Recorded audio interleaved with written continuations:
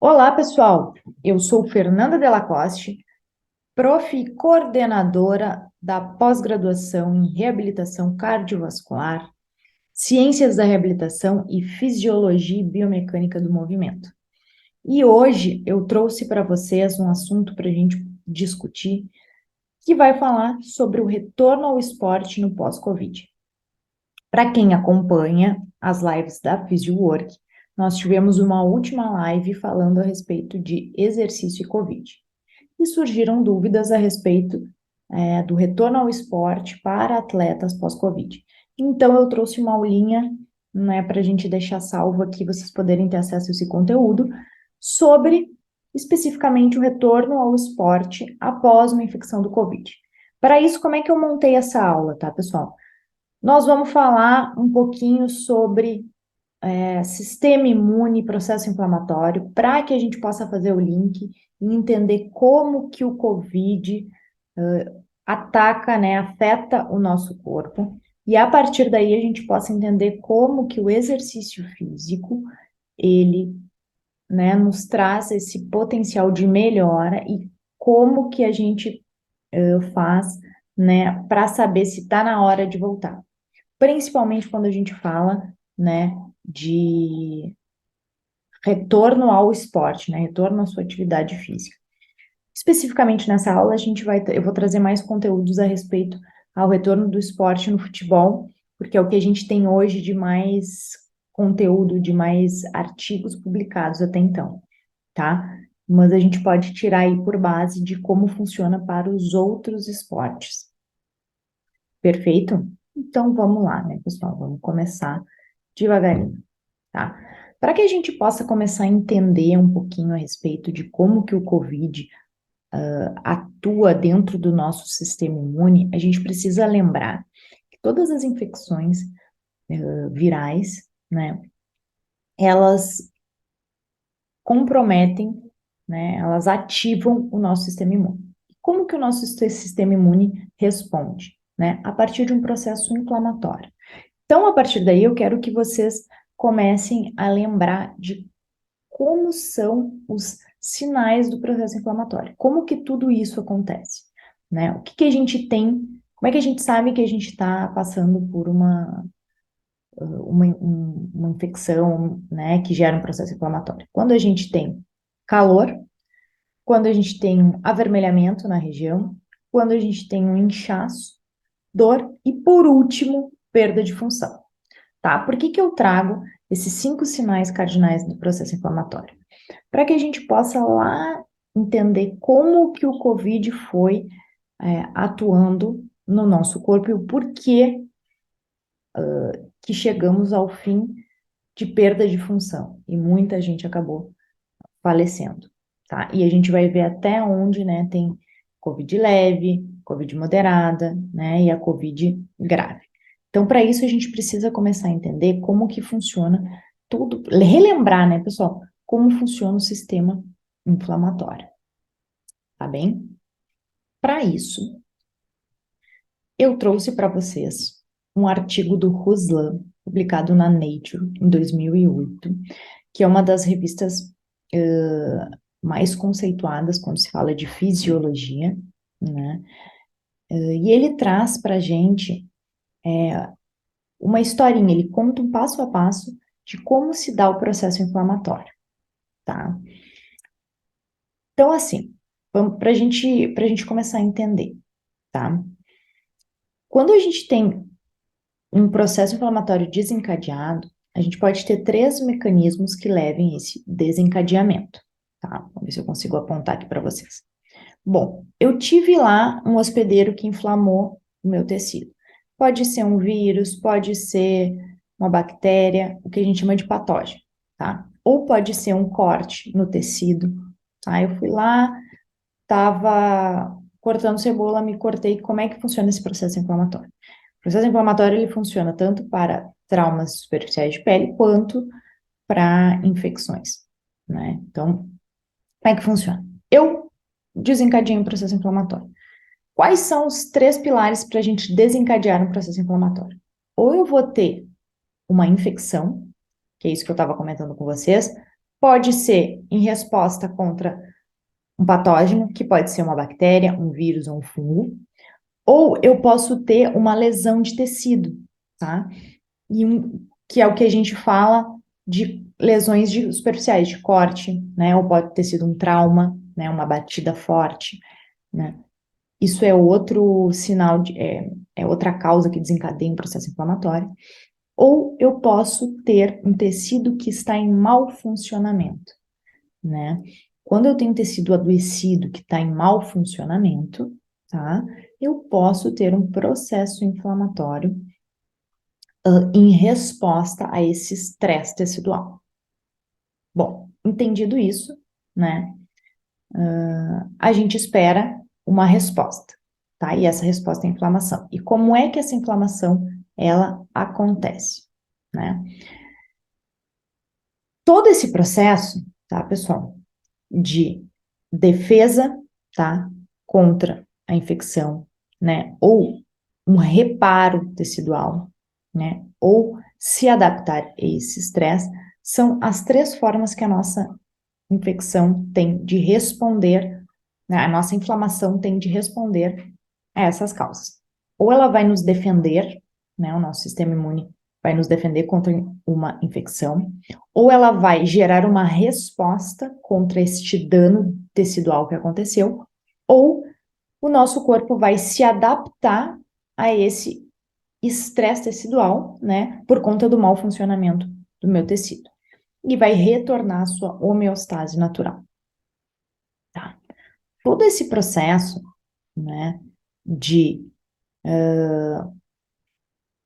defesa do tecido, reparo tecidual, tá? Ela tem um período que ela acontece, tá? Normalmente, esse desenrolar, ele deve acontecer nas primeiras 48 a 72 horas, né? De 2 a 3 dias no máximo, que esse processo inflamatório agudo, ele deve durar.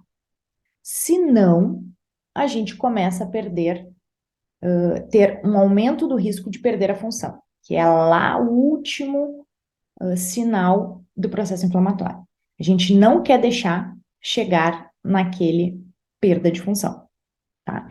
Então, o nosso corpo, ele começa a pensar em estratégias para nos defender. E aí a gente começa a relembrar que a gente tem dois tipos de sistema imune que vão nos proteger, tá? O primeiro é o que a gente chama de sistema imune inato, né? Ou seja, a gente tem uma resposta de início e fim rápido. É a nossa primeira resposta. São células que não são específicas, tá, para aquele tecido. Elas não sabem bem o que tá, qual é o tipo de hospedeiro, né, de patógeno que está infectando o nosso tecido, mas ela vai lá e faz a primeira barreira de proteção, tá? Essa proteção, ela dura geralmente 48 a 72 horas e ela é inespecífica, tá? Ela vai com o exército que ela tem, sem ser aquele exército especializado. A segunda resposta que a gente tem é o que a gente chama de resposta imune adaptativa, tá? Aquela resposta que vai gerar memória, tá? Por exemplo, são as células de linfócito T, linfócito B, tá? Em que a gente tem uma resposta mais específica, tá? Uma resposta que ela dura mais de 10 dias, tá? E essa é a ideia de quando a gente não consegue resolver de forma rápida, de quando a imunidade inata ela não consegue resolver nos 3 primeiros dias, a resposta adaptativa vem e começa, bom, então eu vou ter que entrar e vou ter que dar conta dessa causa que está gerando essa inflamação. E aí ela vem com um exército mais especializado de células que vão defender o nosso tecido, tá? E essa imunidade adaptativa, ela tende mais ou menos a entrar ali do 7º ao 10º dia a se resolver, né? A fazer esta resolução e começar a sua defesa, tá? Sempre a ideia do nosso sistema imune é resolver com a maior pressa possível, tá?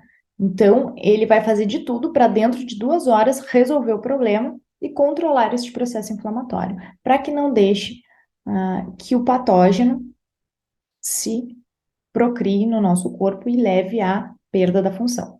Para vocês terem uma ideia, pessoal, uma bactéria, ela deixa uma nova geração de cepa a cada 20 minutos. Então, o nosso sistema imune ele tem que ser muito rápido para dar conta de todo este processo infeccioso, certo?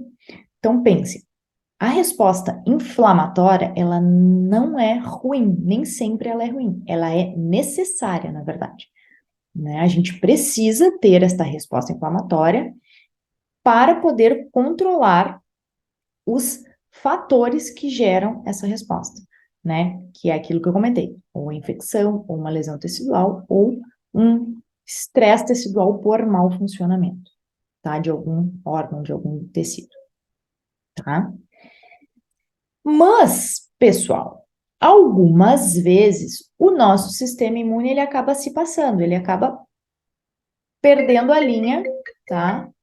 E ele não sabe bem como resolver. Ele, bom, se não estou dando conta, então eu vou mandar mais e mais e mais exército, tá? E ele cria uma resposta imune exagerada, tá?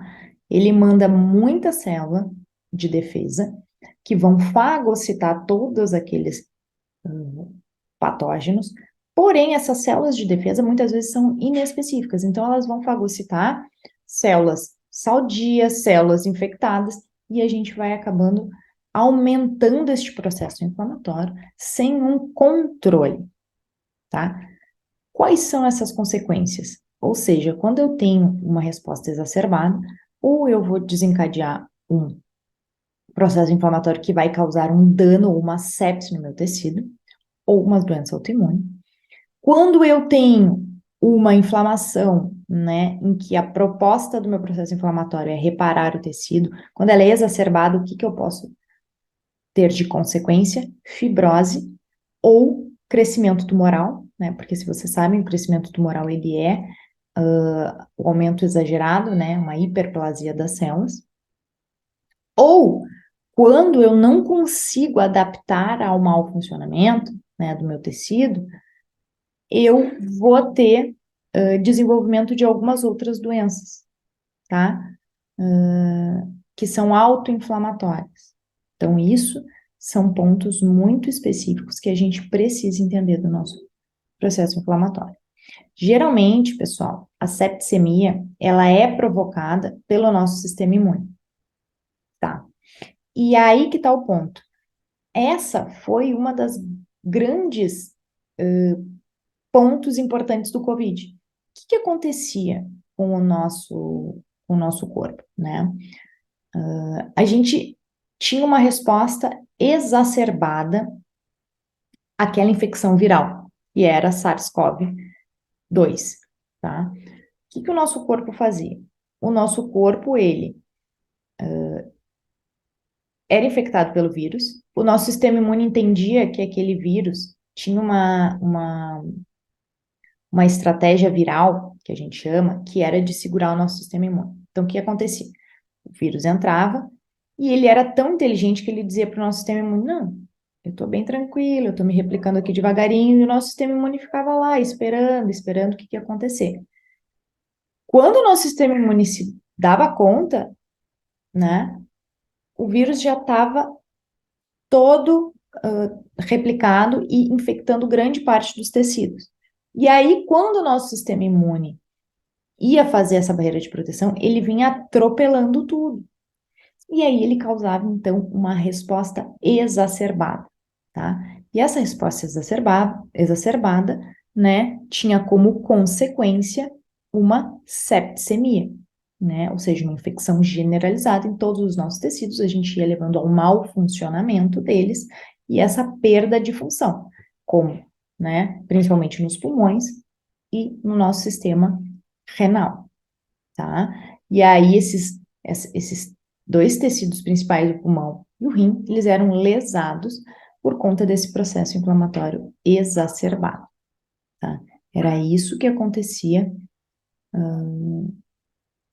nas infecções pelo Covid, certo? Mas a grande questão, pessoal, a gente consegue parar ou reduzir este dano patológico que o processo inflamatório nos traz, né? A gente consegue, de que forma a gente consegue reduzir, né? E é aí que a gente começa a pensar no exercício físico como um fator protetivo, né, de melhora do nosso sistema imune contra essas respostas inflamatórias exageradas, tá? Dito isso, vamos relembrar que o coronavírus, ele é um patógeno que infecta, né, o nosso tecido, principalmente através das vias aéreas, e ele tem uma especificidade maior pelos pulmões e pelo sistema renal, né? O vírus que infecta, ele chama SARS-CoV-2, né? Foi descoberto lá em 2019, lá na China, né? E a partir daí, então, os cientistas têm pesquisado muito em cima disso e não têm medido esforços para que a gente aumente essa compreensão sobre a doença e os fatores de risco que nos levam a ser infectados por isso, tá? Então, por isso que hoje a gente tem inúmeros estudos que trazem que sim, a atividade física regular, ela melhora consistentemente a nossa imunidade, né? E a gente tem um número enorme de estudos que trazem a atividade física relacionada com Covid, e é isso que a gente vai falar um pouquinho depois, mais para frente. Tá? Então, lembre, o vírus SARS-CoV infecta o nosso tecido. E como que ele infecta? Tá, pessoal? Se vocês lembrarem, o SARS-CoV, né, ele é um vírus em que ele tem umas espículas glicoproteicas, tá, ao entorno dele, por isso que ele chama coronavírus, porque ele é coroado por espículas que vão infectar esse, né, no tecido, fazendo a replicação a partir da transcrição do seu DNA no citosol da célula infectada, tá? E essa transcrição, esse vírus, ele tem uma predominância, né, de afetar principalmente os pulmões e os rins, como eu tinha comentado, tá? A partir disso, ele começa a se replicar desenfreadamente. Como eu comentei com vocês, né, a estratégia viral do SARS-CoV é segurar o sistema imune e fazer um processo inflamatório exacerbado, que é o que os estudos chamam de cascata de citocina, tempestade de citocinas, ou seja, ele enche o nosso sistema, enche o nosso organismo de citocinas. Essas citocinas, muitas vezes, elas causam toxicidade para o nosso tecido, né, em alta escala, e aí a gente tem um processo exacerbado, né, e lesão tecidual por conta disso, tá? O que a gente sabe? Que a infecção respiratória ligada ao COVID está principalmente associada, então, à tosse seca e não produtiva, tá? Que o nosso envolvimento do trato respiratório, principalmente via aérea inferior, né, que é pulmão, brônquios, que é traqueia, brônquios, bronquíolos e pulmão, geralmente abrange, né, geralmente ela leva a uma pneumonia, tá, que gera um processo exudativo, né, a gente tem muito edema por conta desse processo inflamatório, ou seja, o nosso alvéolo ele fica cheio de líquido e a gente não consegue fazer a troca e, consequentemente, a gente começa a ter uma hipoxemia por conta, né, do afastamento que a gente tem entre o capilar e o alvéolo, como a troca é feita por difusão, a troca gasosa de oxigênio e CO2, para que a gente possa respirar, é feita por difusão, eu vou ter um alvéolo, eu vou ter uma barreira de exudato de material líquido, né, por conta do processo inflamatório exacerbado, e o meu capilar não chega a encostar, não consigo fazer essa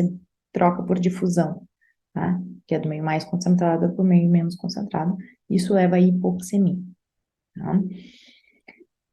Além disso, o COVID, prestem atenção, ele está associado muito à necrose dos miócitos, ou seja, a necrose do nosso tecido miocárdico, do nosso tecido cardíaco. Consequentemente, quando eu tenho necrose, que é morte dessas células do nosso tecido cardíaco, eu tenho um aumento da minha proteína sérica. Prestem atenção que isso lá na frente a gente vai trazer uns estudos que falam a respeito do aumento dessa troponina lá no atleta e as consequências dela.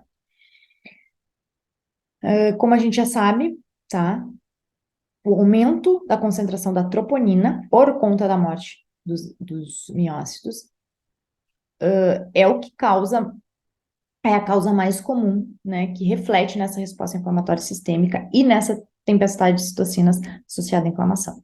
Ou seja, tem um vírus que infecta, que aumenta o meu processo inflamatório, eu tenho morte de miócito, eu aumento a troponina e mais processo inflamatório, mais tempestade de citocina. E foi dessa forma que o vírus ele foi se, se consolidando, né, se reproduzindo dentro do nosso organismo, a partir dessas estratégias, e por isso a gente tem uma lesão de tecido muito forte, que pode levar, né, a graves consequências, certo? Aí eu trago para vocês aqui uma imagem, só para que a gente comece a entender e relembre o nosso sistema imune, tá? Essa figura, a gente vê os componentes de uma resposta inflamatória aguda e crônica e as suas principais funções, né? A gente vai falar um pouquinho sobre o papel de cada uma dessas células e das moléculas nesse processo inflamatório que eu tenho nessa imagem. Então, assim, eu tenho os meus mastócitos, que é a nossa linha de infecção, a nossa primeira linha de infecção de imunidade inata, que ele é fonte de outros mediadores, tá? Ele vai liberar histamina, outros mediadores. E ele vai fazer a nossa primeira defesa da célula imune. O que que ele faz? Ele faz a eliminação do tecido morto, tá? O papel dele é esse, é fagocitar aquele tecido morto, tá? Pela nossa resposta imune, tá? E descartar, tá? Além de ser mediador, né, fonte de outras citocinas, liberar, né, ou seja, quando a gente fala que ele é mediador é porque ele libera outras citocinas, como a histamina e entre outros, tá? Depois a gente vai ter os leucócitos, já lá na nossa resposta imune adaptativa, tá? Que vão fazer a eliminação dos micróbios do tecido morto também, tá? Além de fazer o quê? Os leucócitos, esses polimorfonucleares. O outro linfócito, tá? Ele vai lá fazer a nossa resposta imune. E depois a gente também tem os monócitos, que vão fazer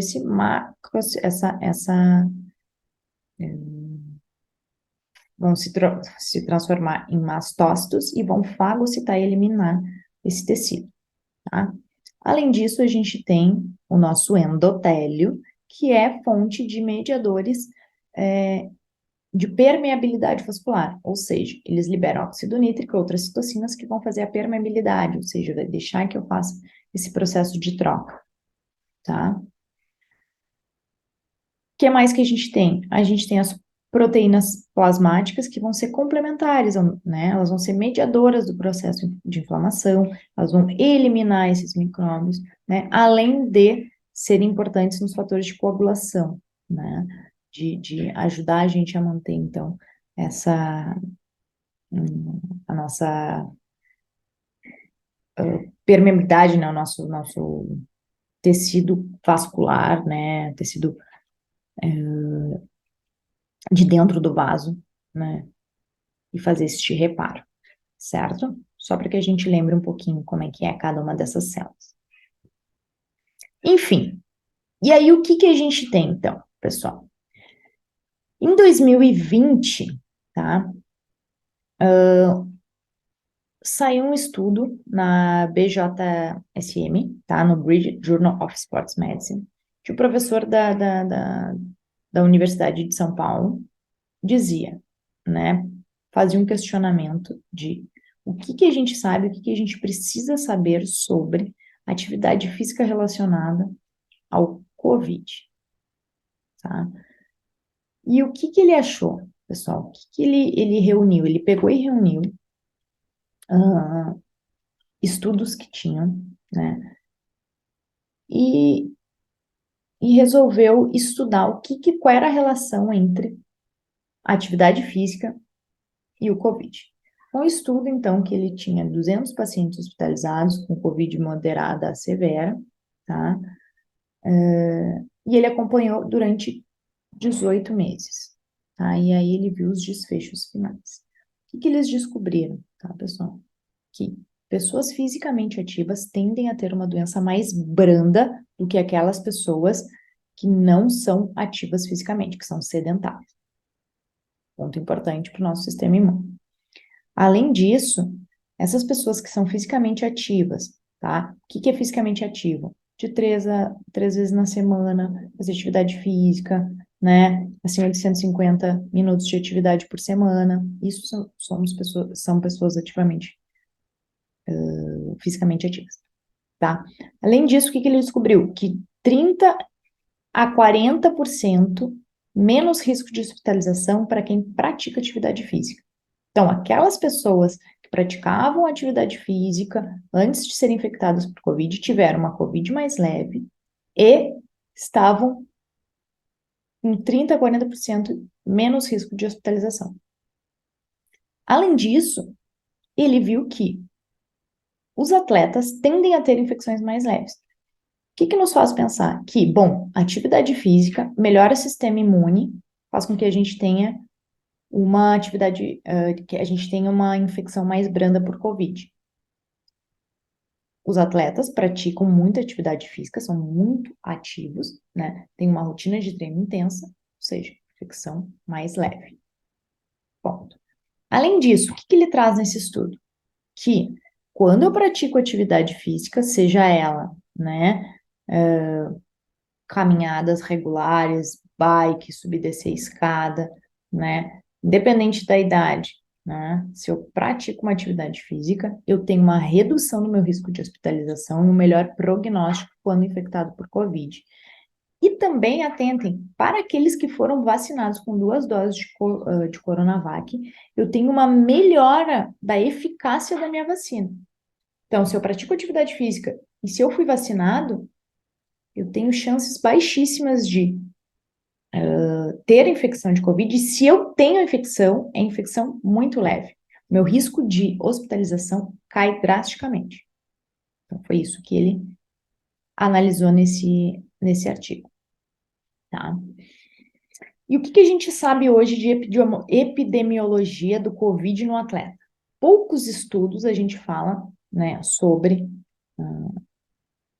a gente tem poucos estudos hoje sobre o Covid em geral e no atleta menos ainda, tá? Então, a gente tem pouca coisa que se fala sobre o retorno do esporte, mas o que se tem é o que a gente tem usado como prática clínica para ter alguns preditores de quando que eu posso, né, liberar esse atleta para voltar a jogar.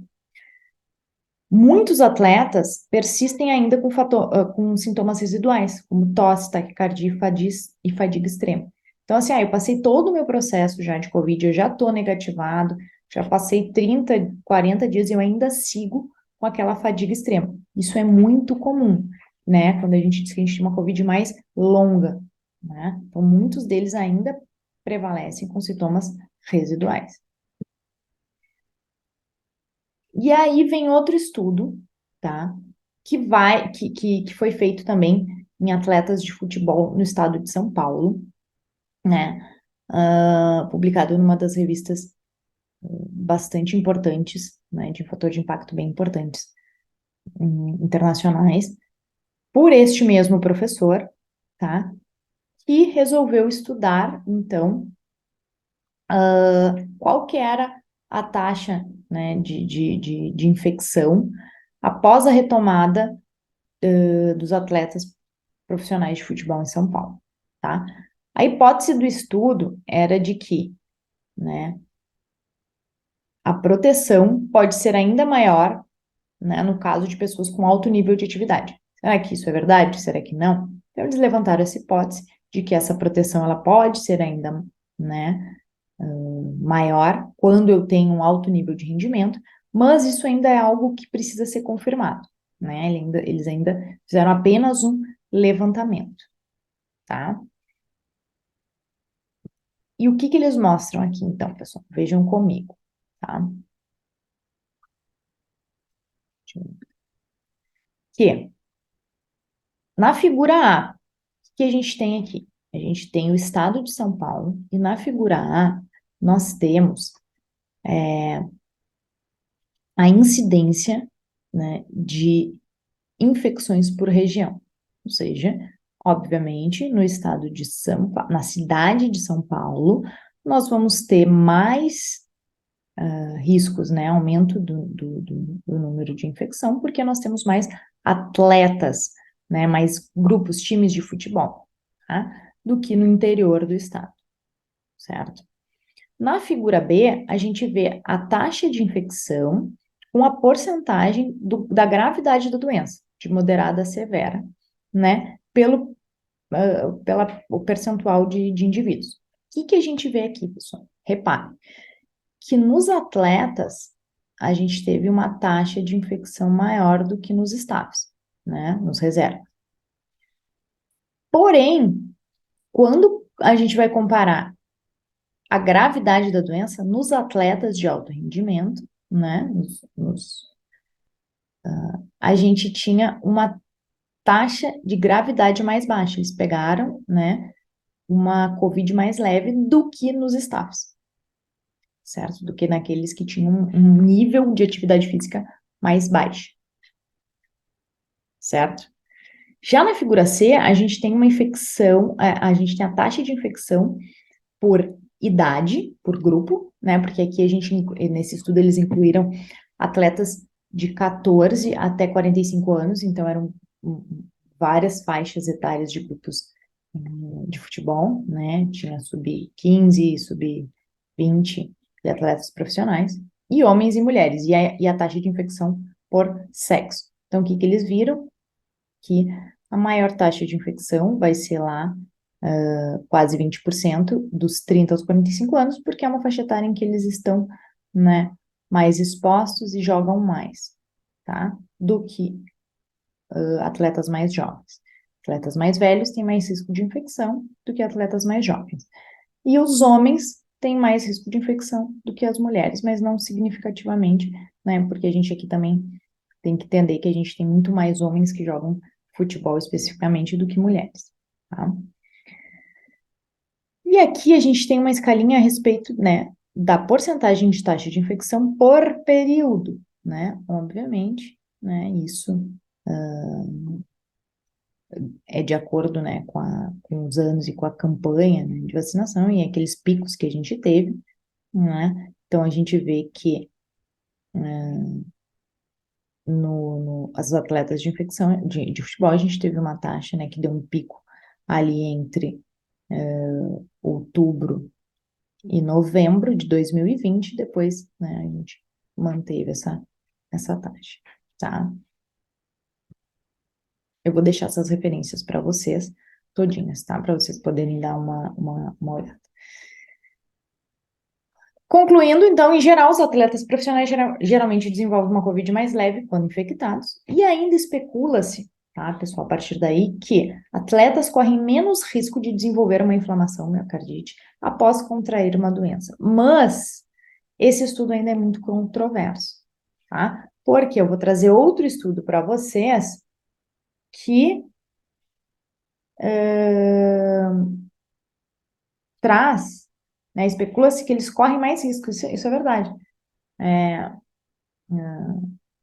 Tem um outro estudo que mostra essa grande taxa de miocardite e pericardite, ou pericardite, nos atletas após contrair a doença, e aí eu vou explicar o porquê, tá?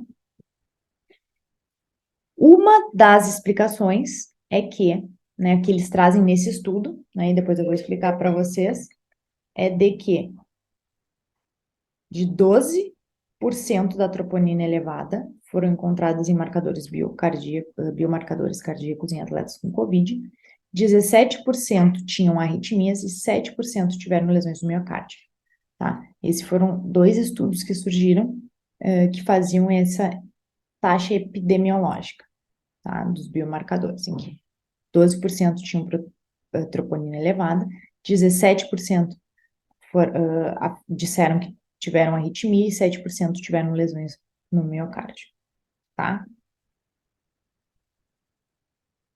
Além disso, né?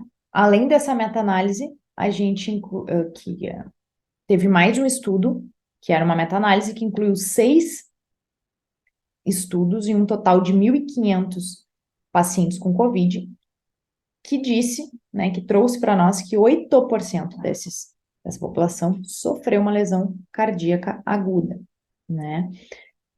E essa lesão cardíaca aguda, ela aumenta a taxa de ter essa doença, né? Em pacientes que precisaram de cuidados intensivos, em pacientes que foram internados na UTI. O que isso quer dizer? Que quanto mais grave a doença, né, que quanto mais cuidados intensivos eu precisei, maior é a minha taxa de lesão cardíaca. Tá? E a gente vai falar um pouquinho disso daqui a pouco. Além disso, nesse estudo foram encontrados o aumento dos níveis de peptídicos natridiuréticos, né, natriuréticos, e também foi relacionado que o aumento desses peptídeos, né, estão associadas com pior prognóstico. Quando eu tenho aumento desses peptídeos, eu tenho um índice de maior lesão cardíaca. Tá? Bom, e aí a gente entra naquilo que nos interessa, né, que foi para isso que a gente veio, para falar um pouco sobre quais são, né, as expectativas do ponto de vista cardiológicas, né, para o retorno desses atletas após uma infecção por COVID. O que a gente tem nesse artigo, né? O que os artigos trazem para nós, né? Que o grande questão é, eu preciso fazer uma varredura bem importante no meu atleta antes de mandá-lo de volta a campo, porque eles têm uma grande chance de ter uma lesão cardíaca. Então, a grande preocupação era assim, tá, ele tá sem sintoma, ele tá sintomático, ele já tá voltando a fazer o seu preparo físico, suas atividades, mas será que ele tem ou não tem uma lesão cardíaca? Então, quais eram as recomendações que foram feitas a partir daí? Uma avaliação médica antes do atleta retomar é imprescindível, então todos precisam passar por uma reavaliação, e eventualmente eles precisariam fazer eletrocardiograma, ou um Holter, ou teste de esforço máximo, para que a gente possa excluir essas doenças subclínicas, tá? E eu vou trazer um estudo que fala passo a passo, né, de como que a gente, um fluxograma, né, de quem precisa, de quais exames precisam, para que a gente possa entender, tá bom? E aí, em 2020, surgiu um artigo na JAMA, tá, que é uma das revistas também bastante importante sobre retorno ao esporte, né, no COVID, que trouxe um guideline, né, que são orientações para atletas pós-infecção, como quando eles fossem voltar. O que a gente poderia, né, orientar essa equipe e esses atletas antes deles retornarem, tá? E o que foi dito nesse estudo, tá?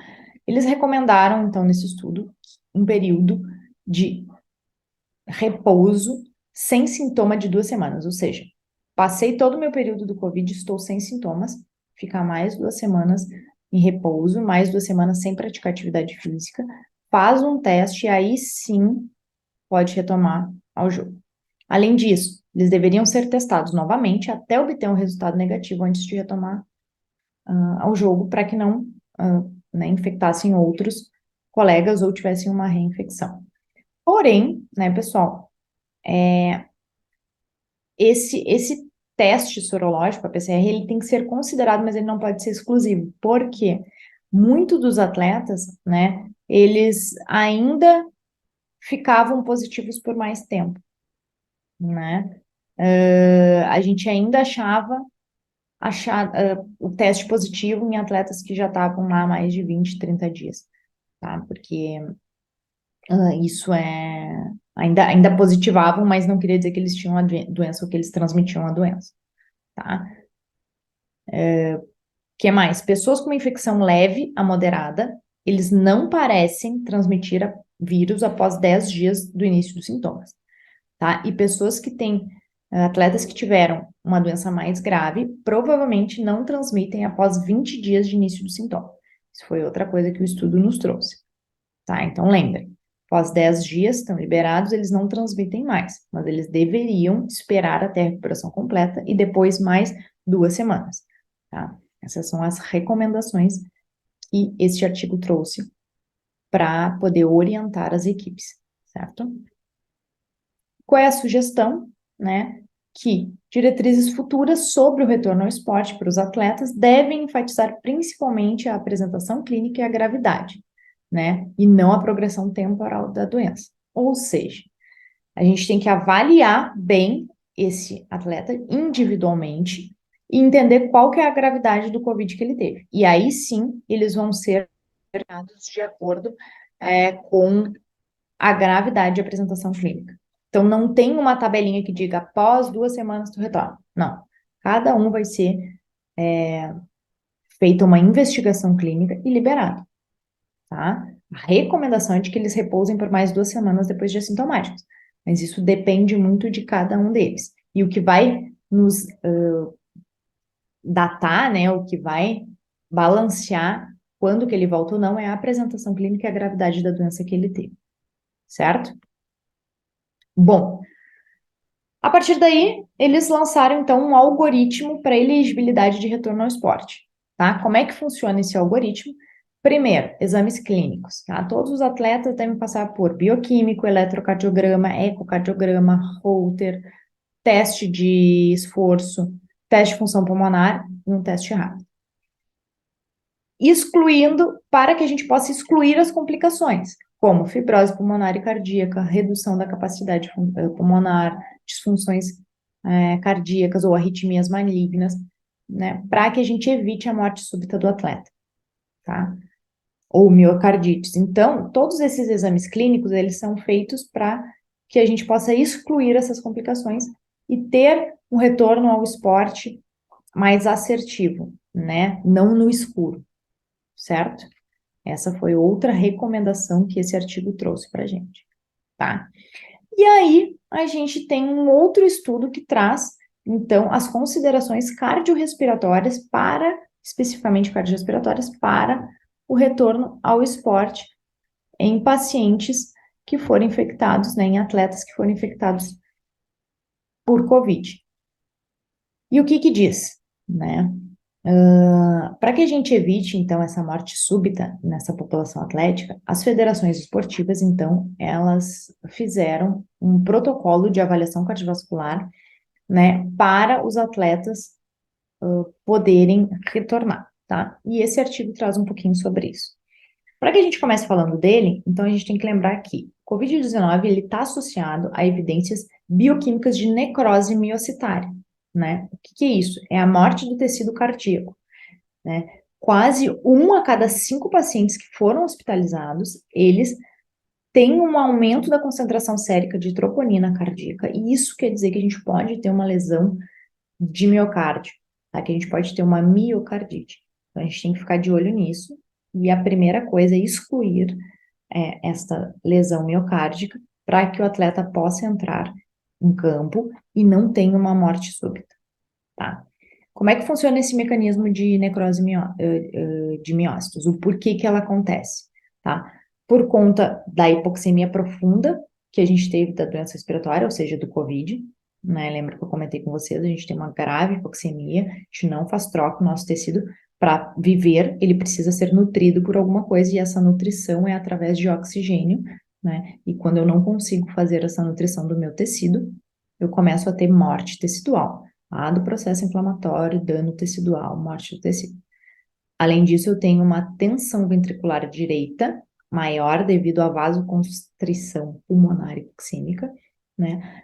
E eu também tenho complicações trombolíticas, porque o COVID ele é uma doença, né, que tem um cunho vascular, né, um cunho de trombose, trombocitose muito grande. Além disso, eu posso ter rupturas da placa inflamatória e eu posso ter um evento isquêmico cardíaco, tá? Ou uma miocardite viral. Então, esses são os mecanismos de como que eu tenho morte dos meus miócitos. Ou eu vou ter uma ruptura de uma placa que faz um infarto, morre tecido, ou eu tenho um aumento dessa tensão ventricular, morte de tecido, ou uma miocardite, certo? Além disso, a prevalência da lesão miocárdica, né, ou da troponina elevada em atletas com infecção, ela é baixa, tá? Quando a COVID é leve, mas ela pode vir a ter. O que quer dizer isso, tá, pessoal? Que se eu tenho um COVID leve ou se eu sou assintomático, a minha chance de ter miocardite ou ter a troponina elevada é mais baixa do que aqueles que tiveram um COVID grave ou que foram hospitalizados, certo? Para os atletas que sofrem com sintomas semelhantes aos da gripe, a miocardite sempre foi uma complicação potencial das síndromes virais. Então, isso não é novidade, não é só do COVID, tá? Todo mundo que tem uma pneumonia ou que teve uma infecção viral mais grave pode vir a ter uma miocardite. Isso depende da gravidade. E quais são os sintomas, tá? Que a gente deve ficar atento, né? Dor no peito, aumento da falta de ar, taquicardia persistente, né, ou ruídos cardíacos anormais, além de uma ausculta pulmonar em que a gente vai ter criptação nas duas bases pulmonares ou um sinal de derrame pleural, quando a gente vê um raio-x. Aí esses são os sintomas e sinais que vão permear mais ou menos se aquele atleta, né, tem ou não tem uma miocardite. Eu tenho que ficar de olho antes de liberar ele para retornar ao esporte, certo? Bom, como é que eu faço isso então? Eu preciso fazer uma avaliação pré-retorno ao esporte, para que eu evite essa morte súbita no atleta de elite, né? A maioria, então, das federações esportivas, eles fizeram um protocolo de avaliação cardiovascular pré-existente, né, para a participação desses atletas nos jogos. Então, como é que funcionava isso, tá? Trouxe uma tabelinha aqui para vocês, vamos ver se a gente consegue ler juntos e eu vou explicar, né, de uma maneira que vocês entendam. O que acontecia? Para os atletas, né, que não apresentavam sinais ou sintomas de COVID, nenhuma investigação cardíaca específica adicional precisamente precisaria ser feita, tá? Eles retomavam a sua participação normal, faziam as suas avaliações, o seu reteste, não tinham mais sintomas, ficavam 2 semanas repousando, voltavam a treinar, tá? Atletas que tiveram sintomas leves, tá, pessoal? De COVID leves a moderada, né? Por exemplo, que conseguiam se recuperar em casa, que ficaram de 7 a 10 dias em casa, tá?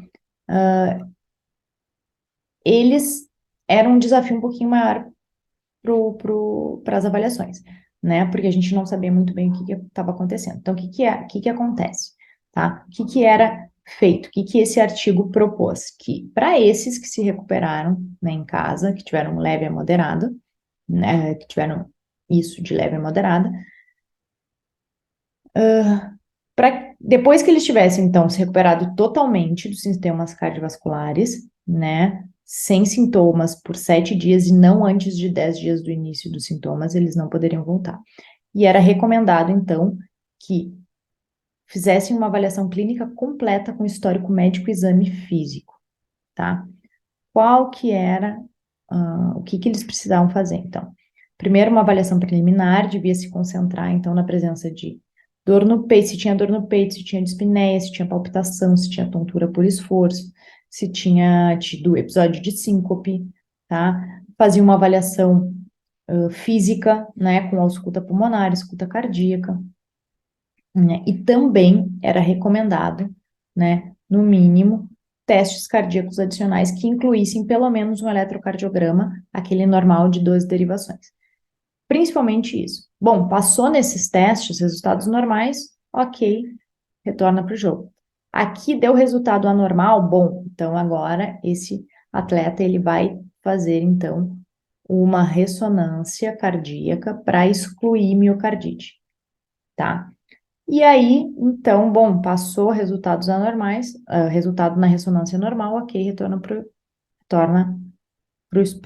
jogo. Deu anormal? Bom, vamos investigar, vamos fazer um eletrocardiograma com Holter de 24 horas e incluir testes cardiopulmonares. Bom, atletas com sintomas persistentes, que levaram mais de 14 dias, né, pessoal, para se recuperarem. Esse grupo era recomendado, então, um histórico completo no exame físico, né? Além disso, além do exame físico, né, perguntando todos os sintomas, né, aquilo de dispneia, fadiga, tosse, né, excluído isso. Além disso, teria que fazer um eletrocardiograma, recomendado que faça um eletrocardiograma de 12 derivações, mais uma ressonância magnética, para que verifique especificamente se esse atleta não tem uma miocardite, tá? Se a ressonância magnética for normal, nós vamos para o Holter, né? Se faz um Holter de 24 horas, tá? Essa abordagem é para garantir, então, que os atletas que ainda estão doentes não façam exercício no máximo, né? No seu, não façam exercícios extenuantes até que as avaliações sejam concluídas, tá? Se eles tivessem resultados anormais, eles eram restritos e não retornariam ao esporte e iriam aguardar. Aqueles que tiveram hospitalização, que apresentaram sintomas de Covid grave, tá, pessoal? A esses eram recomendados um trabalho cardíaco, né, uma avaliação cardíaca completa, né, além do histórico, uma avaliação física, né, e umas avaliações específicas, né, avaliação cardíaca específica com eletrocardiograma de 12 derivações, mais uma ressonância cardíaca, mais um Holter de 24 horas, tá, e testes cardiopulmonares. Além disso, repetir os exames de imagem, né, respiratórios, tomografia e raio-x, tá? Que excluíssem, então, qualquer lesão ainda residual, né? E, por fim, fizessem os bioquímicos para marcar, né? Marcador de lesão tecidual, marcador cardíaco, tá? Se tivesse tudo ok, resultados normais, ok, retorno ao esporte, resultados anormais, eles iriam ficar restritos e iriam fazer uma reabilitação, então, cardíaca antes de voltar ao jogo. Feito? Muito bem, pessoal. Esta é o nosso panorama que a gente tem, o que a gente tem hoje de mais recente sobre retorno ao esporte. O que que a gente pode concluir, pessoal? Né? Que todo atleta que deve retornar ao esporte, ele precisa ter um olhar muito crítico e importante para a sua função cardíaca, porque é isso que o Covid nos deixou de legado. Todos os atletas com grandes níveis de atividade física, né, de elite, eles têm que ter um cuidado maior para não ter uma lesão tecidual cardíaca e isso possa levar a uma morte súbita, tá? E para finalizar, então, a gente tem um último artigo que vai mostrar, então, a recuperação, né, tempo de recuperação, né, o impacto que o COVID trouxe, né, para os atletas de futebol em termos internacionais, tá? Quais foram os achados desse estudo?